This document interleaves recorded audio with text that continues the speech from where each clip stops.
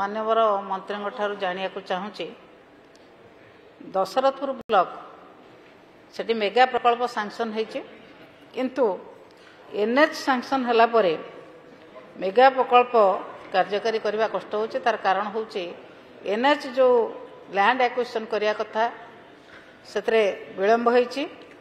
Land acquisition काम आहरी बोधे लगे वर्षे 1.5 वर्ष लगे से विभाग तरफ से गोटे उच्चस्तरीय मीटिंग करा जायथिला एवं मीटिंग करा जाई टेम्परारी भाव में जो जो जगार मेगा प्रकल्पर पाइप गुड़िक पड़ी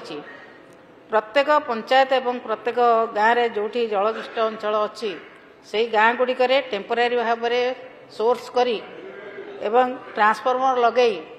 से गाँ को पानी देवाई 15 कोटी टंका सरकार सैंक्शन होता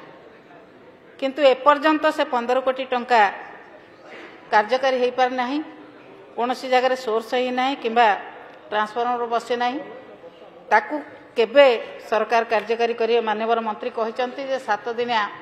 रिभ्यू करुँच जाजपुर जिला रिभ्यू कि जदि रिभ्यू करते 15 कोटी टंका कौन कार्यकारी होती जदि रिभ्यू करना तुरंत रिभ्यू करेंगे कि ये 15 कोटी टंका को कार्यकारी कले दशरथपुर ब्लॉक प्राय बहुत अंचल जो अंचल सोर्स करके टेम्परारी भाव में पाइप कनेक्शन करके पानी दवा कथा ताले दिया जाय पारिबो माननीय मंत्री ये कथा केबे करिवे जदि करछंती कोन पदक्षेप नै छंती जदि न करछंती केबे करेबे।